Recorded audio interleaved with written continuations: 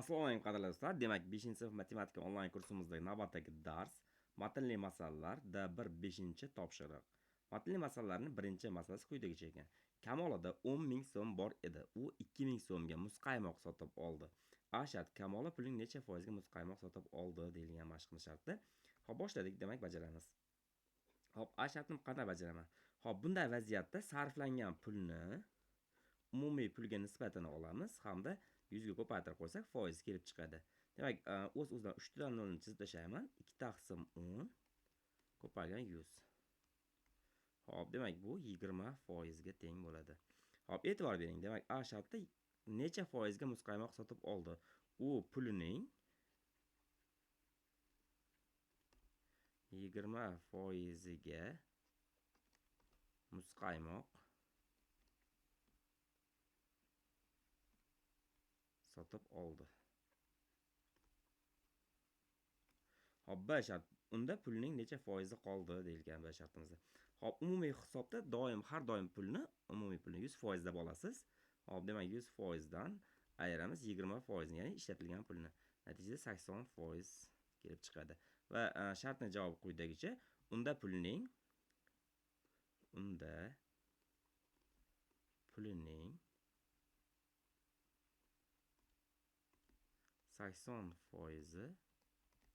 qoldi.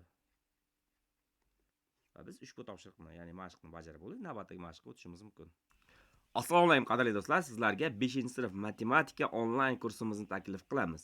Ushbu kursimizda 5-sinf matematika mashq daftarining tushunarli qilib barcha mavzularni yechimlarini video dars qilib joylab boriladi. Kanalimizda barcha darslar sizga tushunarli holatda, sodda usulda bajarib ko'rsatilgan video darslardan iborat bo'ladi. Har yakshanba kuni kanalimizga yangi haftalik video darslarni joylaymiz va siz hafta davomida bemalol kanalimizdan foydalanishingiz mumkin bo'ladi. Bundan tashqari kanalimizga ulanish narxi esa atiga 25 ming so'm bo'lib, bu to'lov bilan siz 25-maygacha kanalimizdan bemalol foydalanishingiz mumkin bo'ladi.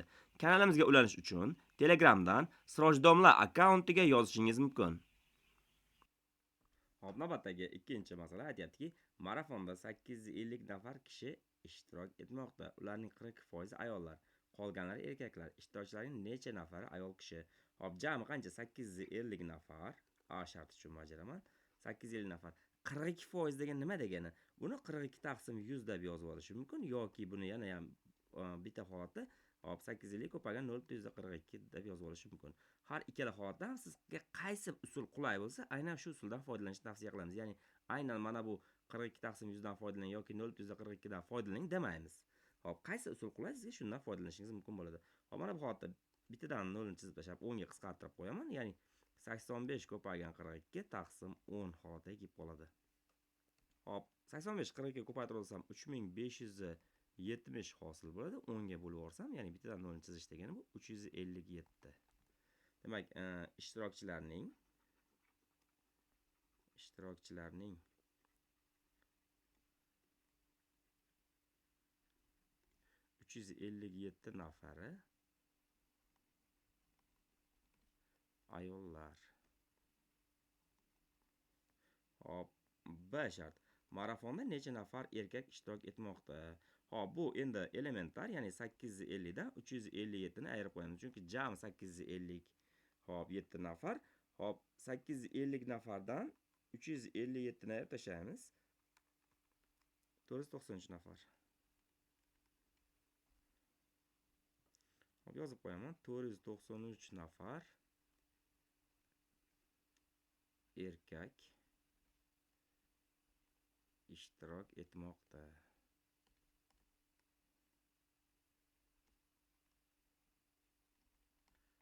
Shu mashqni ham muvaffaqiyatli qildik. Navbatdagi mashqqa o'tishimiz mumkin. Hop, 3-masala. Masalamiz sharti quyidagicha ekan. Shirinliklar do'konida sotuvchi jami 400 ta bananli, malinali va shokoladli. Ya'ni mana shu 3 xil turdagi tortlar umumiy son 400 ta. 4 sotdi. Sotilgan tortlarning 120 tasi bananli, 50% esa shokoladli deyilgan. Hop, birinchi holatda A shartda aytayapti bizga. Sotilgan tortning necha foizi bananli deyilgan. Hop, qarang. Hop, necha foizi bananli?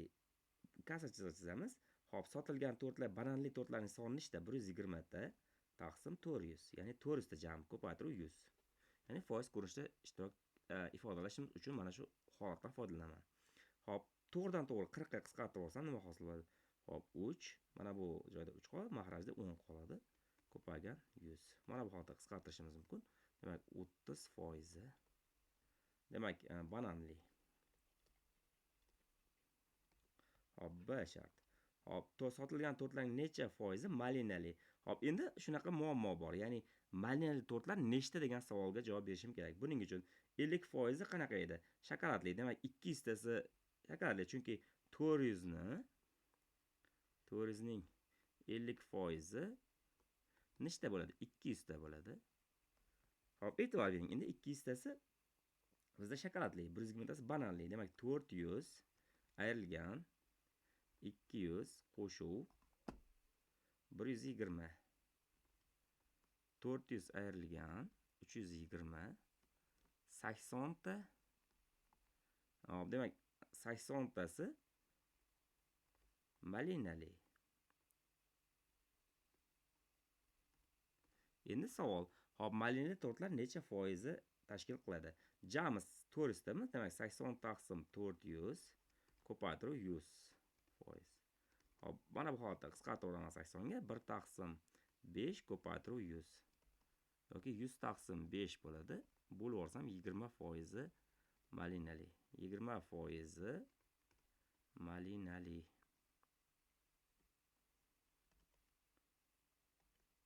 Ushbu topshiriqni ham muvaffaqiyatli yakunladik. Navbatdagi topshiriqqa o'tishimiz mumkin.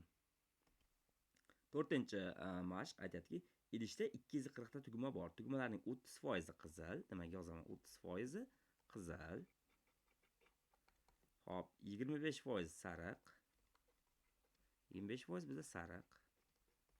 Va qolganlari ko'k rangda. 30 ga 25 qilsam 55. Demak 45% qoladimi qolganlari, ya'ni 100 dan 45 ayirib qo'yamanmi? Ko'k rangda. Hop, o'zimga kerakli ma'lumotlarni yozib oldimmi? Endigi qiladigan ishim nima? Endigi qiladigan ishimiz quyidagicha. A va B shartlaridagi foizlarni aniqlab olishimiz kerak. A shart nechta tugma qizil rangda deyilgan. Hop, A shart. Jami tugmalarni hop 30% ni topib olishim kerak. Chunki 30% qizil rangda degan 30% topish degani 240 ko'paygan 30 taqsim 100 degani. Hop, bu vaziyatda mana bunday bittadan 0 ni chizib tashlashim mumkin. 24 ko'paygan 30 taqsim 10 degan holat kelib qoladi. 24 ni 30 ga ko'paytirib olishimiz mumkin yoki 24 ni 3 ga ko'paytirsak 72 bo'ladi. Hop, demak 720 taqsim 10. Mana bu holatda 72 ta qizil. B shart. Nechta tugma ko'k rangda? Endi 45% ni topaman. Ya'ni 240 ko'paytiraman 45 taqsim 100 ga. Hop, bu vaziyatda nima qilaman? Bittadan 0 ni chizib tashlayman. 24 ko'paygan 45 taqsim 10. Hop, birinchi qiladigan ishimiz nima? 24 ni 45 ko'paytirib olaman. 24 ni 45 ko'paytirsam unda 1080 chiqadi. Shunchaki bittadan 0 ni chizib tashlang bo'ldi. 108 ta ko'k rangda. Va biz ushbu topshiriqni ham muvaffaqiyatli yakunlab oldik. Navbatdagi topshiriqqa o'tishimiz mumkin. 5-chi topshiriq. Bog' maydoni quyidagi chizmada ko'rsatilgandek 160 ta qismga bo'lingan. Har bir turdagi gulni ekish uchun bog'ning necha foizidan foydalanilgan deyilgan. Hop, qarang. Hop, birinchi kataklarni sanab chiqaman. Lola deb yozib qo'yaman. Ya'ni lola, gulxayri,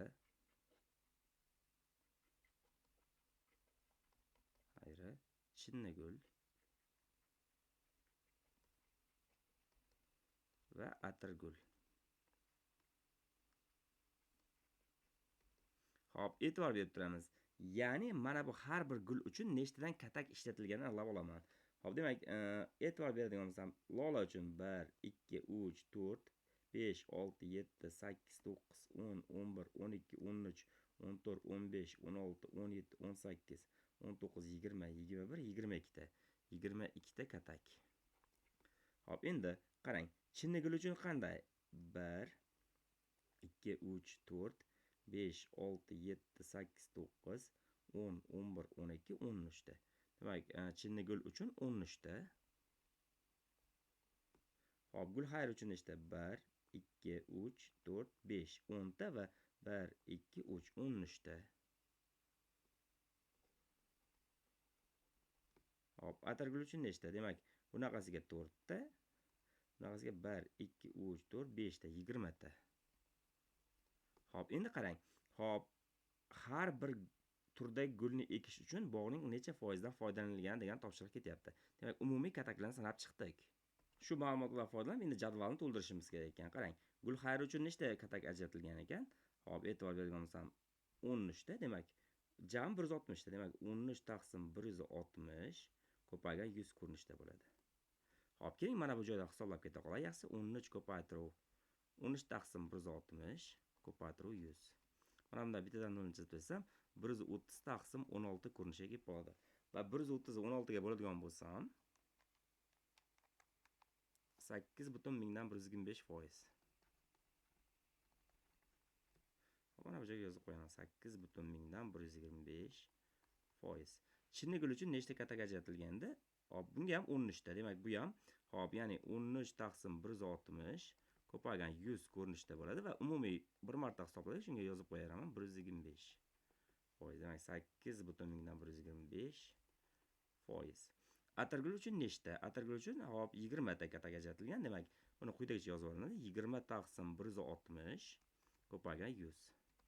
Hop, mana bu holatda to'g'ridan to'g'ri 20 ga qisqartirsam 1 taqsim 8 ko'paytiruv 100 ko'rinishiga kelib qoladi. Ya'ni bu nima degani? 100 ni 8 ga bo'ling degani. 12,5%.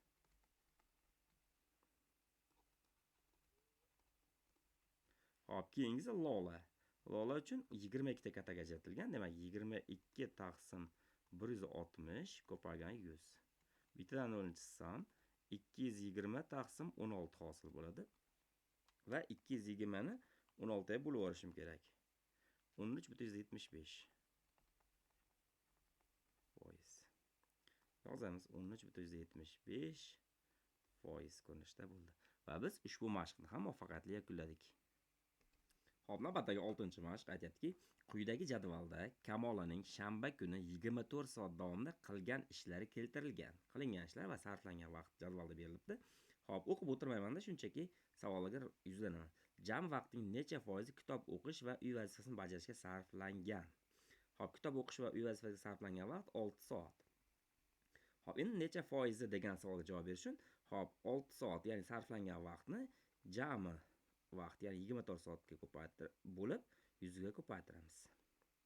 Ya'ni foizni topish formulasi aynan mana shu ko'rinishda. Hop, 6 soat bilan 24 ni qisqartirib olsam, 1 taqsim 4 ko'paytiruv 100% ko'rinishda bo'ladi. 100 ni 4 ga bo'lib olsam 25%. Va 25% hop, kitob o'qish va uy vazifasini bajarishga sarflagan. U necha soat uxlagan deyapti. Ya'ni uxlagan soatni topish uchun jami sarflangan soatlarni hisoblab chiqaman. 2 qo'shuv 6. Hop, keling, mana bu yerga yozaman. 2 qo'shuv 6 qo'shuv 2 qo'shuv 4 qo'shuv 2. Hop, 6 bilan 4 qo'shsam 10, 10 ga 16 bo'ladi. 24 soatdan 16 soatni ayiraman. 8 soat. Demak, mana bu joyga 8 soat uxlagan deymiz. 8 soat uxlagan.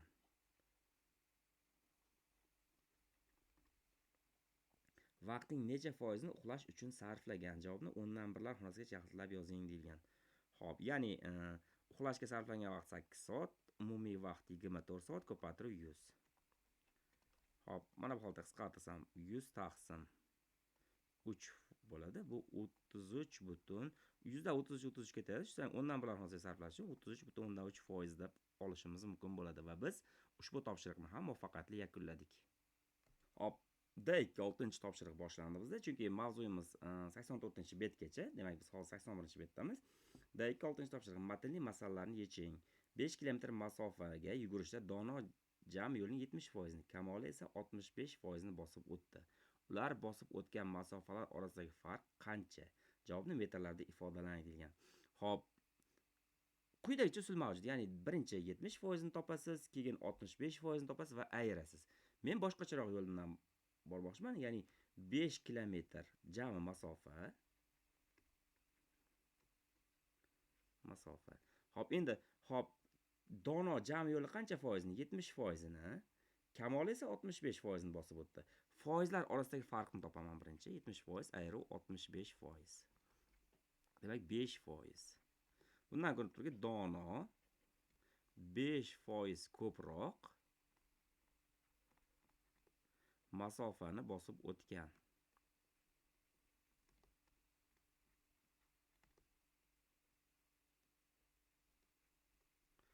Demak, bularning orasidagi farq ham 5%. Demak, 5 kilometrni metrga aylantirib olaman. 5000 metr bo'ladi. Buni 5% ni topaman. 5% ni topish uchun 5 taqsim 100 ga ko'paytiraman.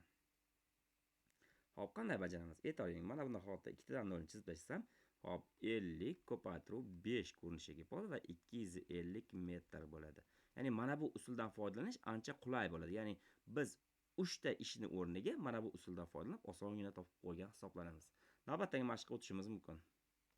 Hop, konsertdagi tomoshabinlarning 52% bolalar va 48% kattalar. Agar konsertga 600 kishi kirgan bo'lsa, bolalar soni kattalar sonidan necha nafarga ko'p? Hop, keling quyidagicha fikrlayman. Hop, bolalar necha foiz?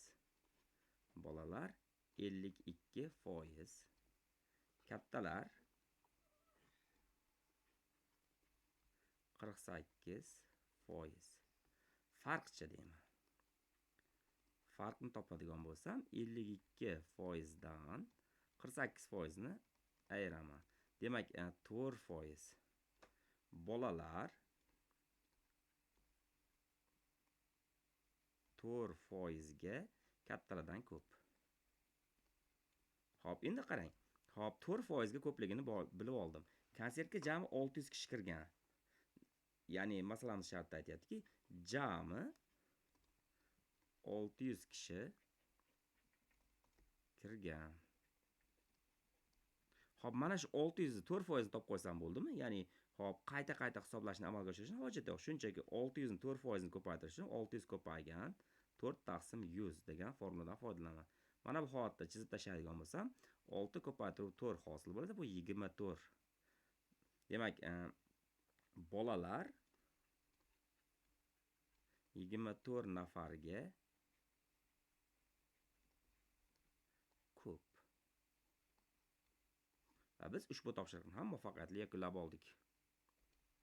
Hop, 3-mashq aytayaptiki, Timur akaning oylik maoshi 2.400.000 so'm. Yanvarda u maoshining 40% ni uy ijarasi hamda 30% ni oziq-ovqat va yo'l kira uchun sarfladi.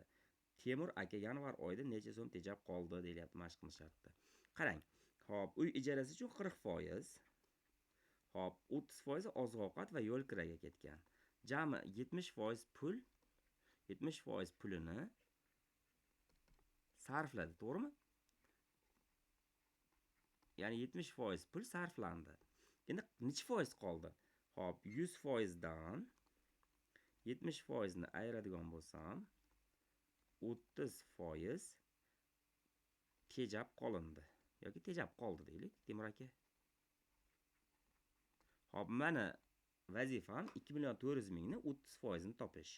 Hop, buning uchun nima qilaman? 2.400.000 ni ko'paytiraman 30 taqsim 100 ga. Hop, mana bu holatda 2 dan 0 ni chizib tashlasam, hop, nima qoldi menda? 24.000 ko'paytiruv 30. Hop, bu vaziyatda nima qilaman? 24 3 ga ko'paytiraman 72. Hop, mana bu joyda 3 ta 0 bor, bu joyda 1 ta 0 bor. Jami 4 ta 0 yozam orqasiga. Demak, yanvar oyida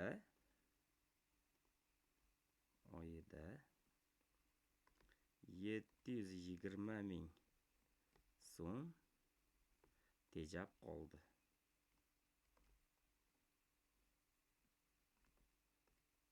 Shu mashqni ham muvaffaqiyatli yakunladik. Navbatdagi mashqqa o'tishimiz mumkin. Hop, 4-mashqda aytayapti bizga, anorada 160 ta ko'k, yashil, qizil va oq munchoq bor. Jadvalda har bir rangdagi munchoq nechtadan ekanligi keltirilgan. Oq munchoqlar jami munchoqlarning necha foizini tashkil qiladi degan. Lekin afsuski oq munchoqlarni bermagan bizga. Hop, nima qilamiz? Biz dastlabki qiladigan ishimiz oq munchoqlar sonini aniqlab olamiz. Buning uchun nima qilaman? 160 dan ayiraman bizga ma'lum bo'lgan munchoqlar sonini. 32 qo'shuv 48 qo'shuv 60. Demak, hisoblayman. 160 ayrilgan 32 ga 48 ni qo'shib oladigan bo'lsak, nima bo'ladi? 80, 80 ga 60 qo'shsam 140. Demak, 20 ta. Hop, endi qiladigan ishim nima? 20 ta munchoq, jam munchoqning necha foizini tashkil qiladi? Buning uchun 20 ni 160 ga bo'laman va 100 ga ko'paytiraman. Ya'ni foiz ko'rinishda ifodalash uchun aynan mana shu ishni amalga oshirishim shart. Hop, mana bu holda qisqartirib olsam, 1/8 ko'paytiruv 100%. Yoki 100/8 bo'ladigan bo'lsa, 12,5%. Hop, oq munchoqlar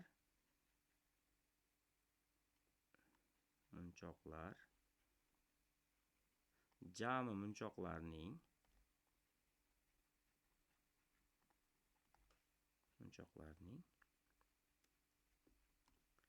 12,5%ni tashkil qiladi.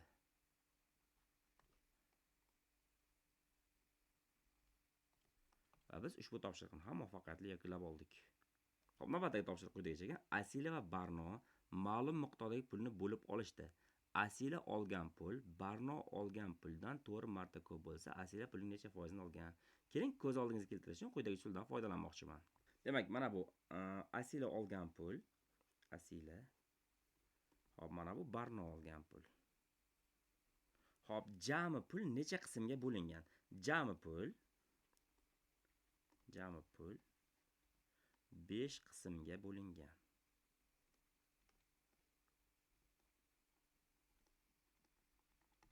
Hop, shunda bir qism necha foiz bo'ladi? Bir qism 100% bo'lingan 5 20% ga teng. Hop, ya'ni mana bu 20%, bu ham 20%, 20%, 20% ko'rinishda bo'ladi. Mana bu joy ham 20% ko'rinishda bo'ladi. Va endi savolga qaytaman. Asila pulning necha foizini olgan deyiladi. Demak, Asila 4 ko'paytiruv 20%, 80%. Asila pulning 80%ni olgan deymiz. Va biz ushbu topshiriqni ham muvaffaqiyatli yakunlab oldik. Navbatdagi topshiriqqa o'tishimiz mumkin. Hop, 6-mashq. Sardorda 540 ta sharcha bor. Sharchalarning 35% ko'k, 80 tasi qizil va qolgani yashil rangda. Unda nechta yashil sharcha bor deyilgan. Hop, menda noma'lum bo'lgan, hozircha, ya'ni noma'lum emas, topishim kerak bo'lgan sharchalar soni ko'k sharlar. Ko'k sharchalar. Ular 35%. Jami sharchalar 540. 540 ga 35% ni topaman. Buning uchun nima qilaman? 35/100 ga ko'paytiraman. Hop, qarang. Bittadan 0 ni chizib tashlayman. Natijada mana nima bo'ladi? 54 ko'paytiruv 35/10 hosil bo'ladi. Hop, qiladigan ishim, birinchi qiladigan ishim nima? 54 ni 35 ga ko'paytirib olaman. 1890/10. Shu holat chizib tashlayman. 189 ta. Demak, ko'k sharchalar soni 189 ta. 80 tasi qizil, qolgani yashil. Hop, yashilni topish kerak. Yashilni topish uchun nima qilaman? Yashil. Hop, jami sharchalar soni 540 ta. Undan ayiraman. Hop, ko'k va qizil sharlarni. Ko'k sharlar soni 189 ta. Qo'shilgan qizil sharlar soni 80 ta. Demak, 540 dan ayiraman. Hop, 189 ga 80 ni qo'shib olaman dastlab. 269 ta.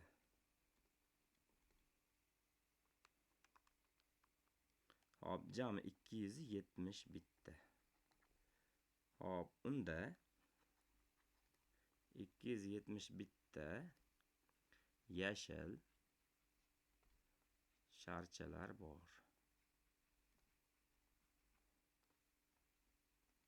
Va biz ushbu topshiriqni ham muvaffaqiyatli yakunlab oldik. Navbatdagi topshiriqqa o'tamiz. Hop, navbatdagi topshiriq. Botir va Nodir 45 ming so'm pulni bo'lib olishdi. Botir pulning 30%, demak, Botirni yozaman. Botir 30%. Hop, Nodir esa 70%. Nodir 70%. Hop, Botir Nodirga qaraganda qancha kam pul olgan? Hop, necha foiz kam pul olgan degan savolga javob beraylik. Birinchi 70% dan 30% ni olsak, 40% qoladi. Demak, 40% kam olgan. Endi foizda qancha kam olganini bilib oldik. Hop, so'mda qancha kam pul olgan degan savol javob berishim kerak. Jami pul 45 ming so'm. 45 ming so'mni 40% ni topaman. Hop, keling, xato yozgan, to'g'rilab qo'yaman. 45 mingni ko'paytiraman. 40% bo'lgandan keyin 40 taqsim 100. Ikkitadan nolni shunchaki chizib tashlayman. Mana nima qoladi? 450 ko'paytiruv 40 hosil bo'ldi. Hop, 18 ming chiqadi. So'm. Demak, 18 ming so'm kam pul olgan. Ushbu topshiriqni ham muvaffaqiyatli yakunladik. Navbatdagi topshiriqqa o'tishimiz mumkin. Hop, 8-topshiriq. Aziza opa bir nechta pirog pishirdi. Piroglarning 25% olmali, qolganlari esa qulupnayli. Agar u pishirgan qulupnayli piroglar soni olmali piroglarga qaraganda 90 taga ko'p bo'lsa, Aziza opa nechta qulupnayli pirog pishirgan deyapti. Hop, 25% olmalik. Hop, keling. Hop, sizga tushunarli bo'lishi uchun quyidagi metoddan foydalanmoqchiman. Hop, qarang. Nimaga bunday qilib oldim? 25% deyilganda 100% dan 25% desam 75%. Shuning uchun 3 ta bo'lakka bo'lib oldim. Hop, 25% olmali. Demak, mana bu olmali. Hop, mana bu qulupnayli. Hop, qarang. Aytyapti, agar u pishirgan qulupnayli piroglar soni olmali piroglarga qaraganda 90 taga ko'p bo'lsa, ya'ni hop, mana bu yetishmayotgan qism borki, teng bo'lishi uchun, ikkalasi uchun. Yetishmayotgan qism 90 ta. E'tibor bering. Mana shu 90 ta, mana bu 25% bo'ladi. 25%. Hop, mana bu jami 75%. Farq qancha? 50%. Demak, mana bu qismimiz 50% bo'ladi shunda. Mana bu joyda 50%. Hop, demak, mana shu yetishmayotgan qism 50% ga teng. Hop, 50% 90 ta ekan. Hop, umumiy piroglarning 50% 90 ta bo'lsa, 100% nechta? Ya'ni jami nechta degan savol beraman. Hop, buni foizsiz ham hisoblashim mumkin. Yarmi 90 ta ekan, hammasi nechta? Shunchaki 90 ni 2 ga ko'paytiraman, 180 ta bo'ladi. Jami piroglari 180 ta ekan. E'tibor bering. Endi qarang, savol ketyapti. Nechta qulupnayli hop pirog pishirgan deyapti. 180 ni 75% ni topaman. 180 ko'paytiruv 75 taqsim 100. Bittadan 0 ketadi. Natijada 18 ko'paytiruv 75 taqsim 10 hosil bo'ldi. Hop, demak, 18 75 ko'paytirib olaman.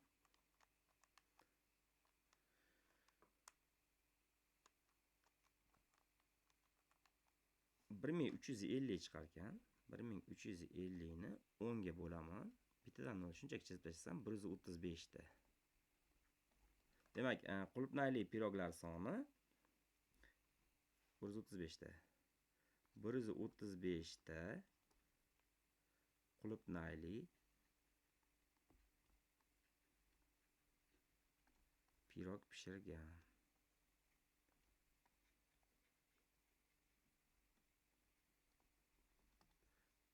Demak, biz ushbu topshiriqni ham muvaffaqiyatli yakunlab oldik. Navbatdagi topshiriqqa o'tishimiz mumkin. Demak, bu mavzuyimizning oxirgi mashq ekan. Navbatdagi darsimizda yana bir yangi mavzuni ko'rib chiqamiz. E'tiboringiz uchun rahmat. Onlayn kurslarimizni astoydil o'zlashtirishingizni so'rab qolamiz.